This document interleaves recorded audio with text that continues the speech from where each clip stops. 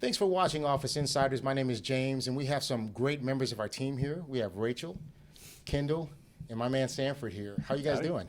Couldn't be better. Great. Good. So for today's segment, we're going to be talking about diversity and inclusion. This is part of a 5-part series. We have 5 pillars of procurement that we talked about, and this particular piece is one that we think has great value because it's a trend that has been changing in Houston. So let's go ahead and start off here, and I want to get you guys' experience because Rachel and Kendall, you both have been an integral part of our process when we look at RFPs, when we look at diversity in and of itself. Please tell us how you think the diversity climate is changing for enterprise companies from your experience. Sure, I can go first. Of the couple RFPs that I've gotten to be a part of most recently, I think that something that's really been interesting to consider is whether or not they're even asking about diversity. And I've got 2 examples that I can draw on right in the mix of some really heightened political times in our country where I would have thought that just no question these would have been topics at the forefront of these companies' minds. And while it was for one, I was actually a part of working on an RFP recently for a nationwide portfolio company. There was honestly a very thorough RFP process and asked a lot of questions about our capabilities and our team and our company and what all we do. And as a matter of fact, diversity wasn't mentioned at all in the entire process. And so what this did mean was that we got an opportunity as a team and as a company to take it upon ourselves to incorporate that into our response and to point out that this is something that matters to us and this is something that we're striving for as a team and as a company, even though they weren't necessarily thinking about asking about it. And that was honestly really shocking, but at the same time, I think that something that we see in these processes is that it's kind of a checkbox and it's not necessarily something that has a lot of follow-up or a lot of follow-through to go ahead and say, hey, we're not just asking this to say we did, we're asking this because we care. And so to some extent, I'm honestly glad that they didn't ask if it wasn't something they were actually really passionate about and cared about in our response. On the other hand, I got to be a part of an RFP process pretty recently that did ask about diversity. And while I will say the question was well phrased and gave us an opportunity to provide some color on what our team and what our company is doing, what I will say is while we did get the chance to address what our company and what our team is doing as it pertains to diversity and inclusion, I honestly can't say what it actually meant to them. I know that it matters a lot to the company that the RFP was for, and I know that they're putting things in process to really respond to this issue, but I'm not sure how that actually plays out as far as their line of business and procurement process goes. And I'm not sure if they picked us because of our company's stance on diversity. I think it helped the process, but I'm not sure that it was actually why we were set apart. Well, let's talk about that for a second. How do you know when it's actually important? Some companies don't talk about it at all. Some companies have a couple of questions. So I want to pose this to everyone. When you look at these RFPs, what type of questions, what type of posture does a company take to show, hey, this is important to us? So I actually had a very different experience with the RFP process in the diversity and inclusion portion. Last 2 RFPs that we participated in, very different companies, very different projects. One of the largest oil and gas companies in the world, and the other a local government entity. And the questions they asked were very specific, and without answering them, I'm not sure we would have been included in the process. Just in general, like what was the sense or speak to the specificity? Like what type of things were they trying to pull from us to see that our team cared about diversity? Sure, they wanted to know what our involvement was with minority and women-owned businesses specifically. They wanted to see what that partnership was like. They wanted to know that it was a real relationship. Again, not a box that we were checking, but to know that we had that relationship, that it was really nurtured and involved in the work that we were doing, and it wasn't just to participate in the process. So I found that to be really interesting, and personally, I found it to be very interesting and exciting, especially as a female, seeing that that's being acknowledged and we're holding each other accountable for the future and getting inclusion and involvement and diversity more at the front of the process rather than just a footnote. I have a pretty unique perspective because I'm coming not only as an office insider with this team, but prior to that, I had my own firm, right? Workspace Real Estate. I've been a minority partner on lots of deals throughout the city and some statewide deals as well. And man, I have to tell you that this whole section is in need of change because we have to, I believe, reward those groups that are sincerely trying to move forward. And we also need to make it harder to just check the box. Because what does that really do? If we're checking a box, but it's not a sincere integration, you're just enriching one or two people.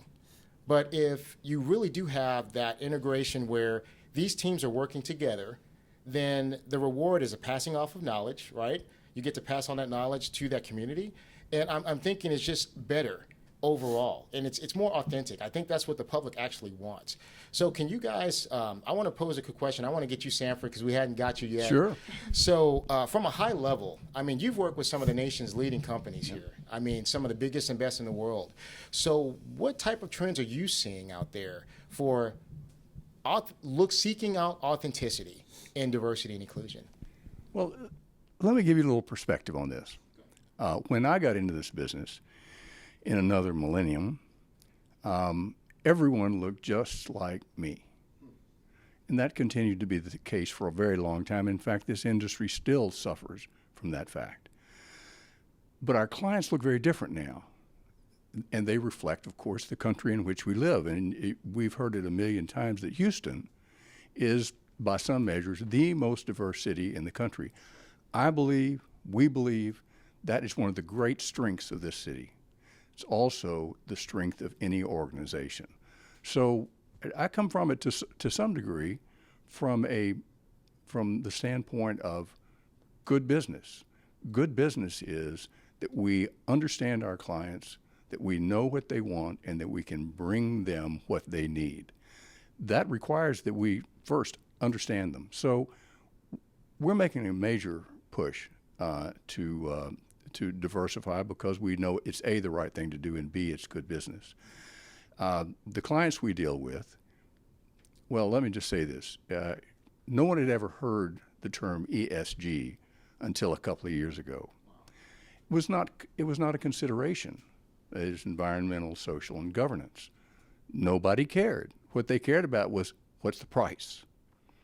And I think this reflects what we're going through right now, reflects another one of the really important and really salutary changes in our business.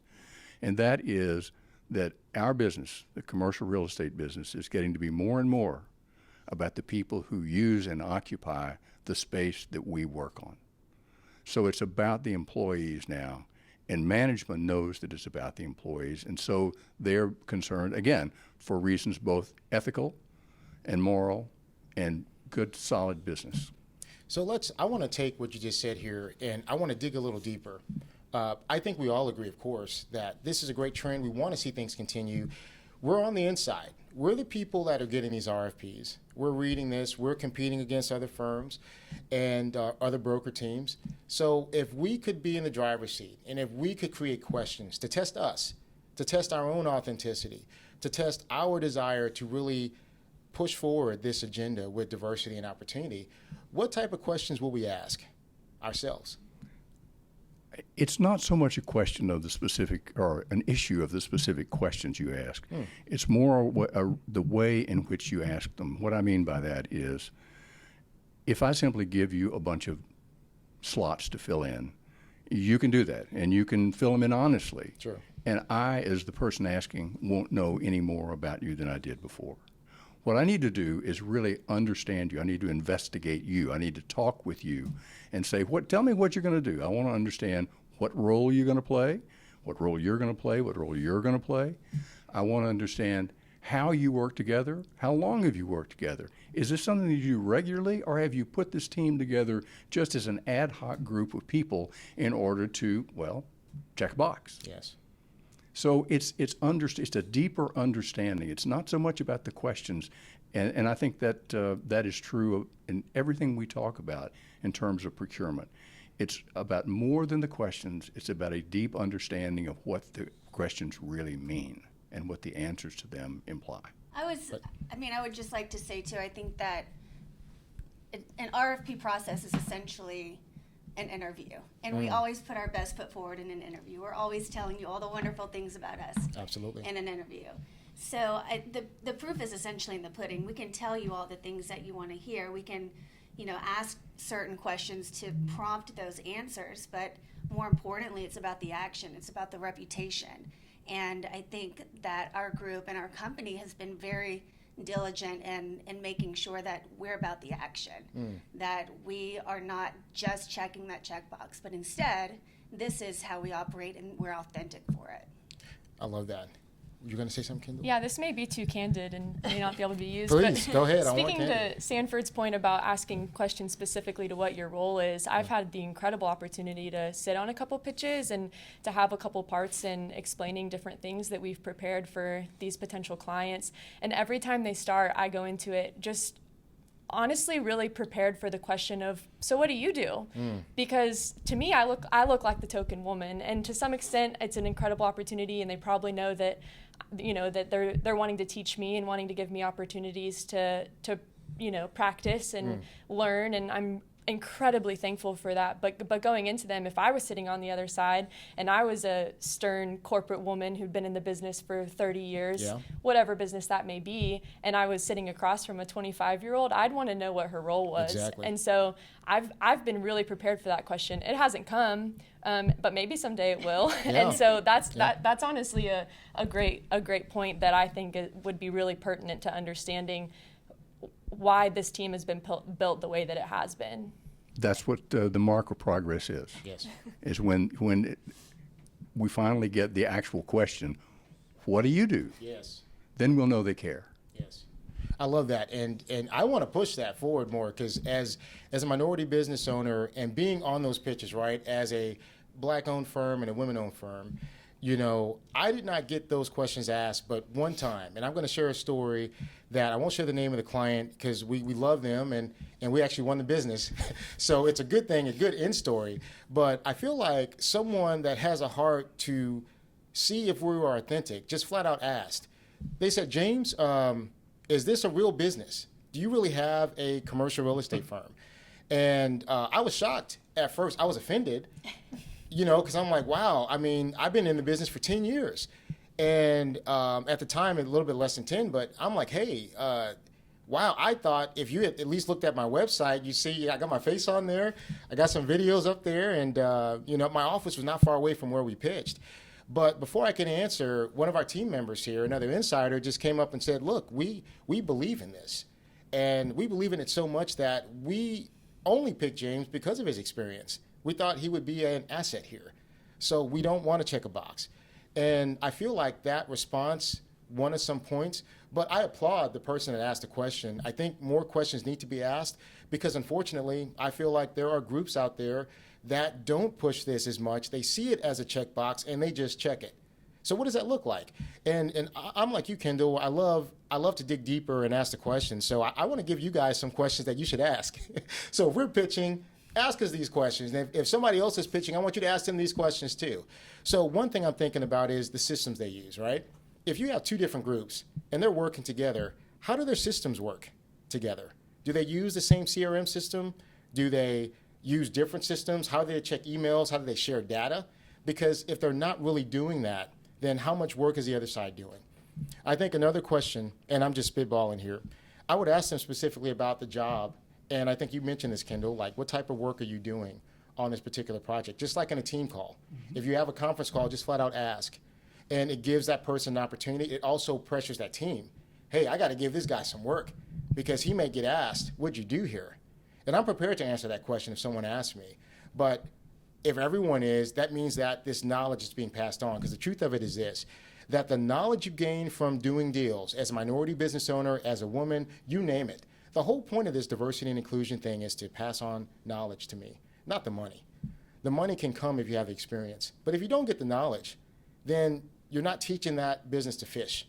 How successful can they be then if they've never completed a deal on their own, if they can't transact? This is the hard thing in any interview or in any request for proposal. Yeah. How do you know if the person responding is really being honest with you? Yeah. Always difficult to say. That's one of the big problems in this, but it's the thing that must be done in order to get the right answer. And if your job in procurement is getting that right answer, you need to dig. You need to get in.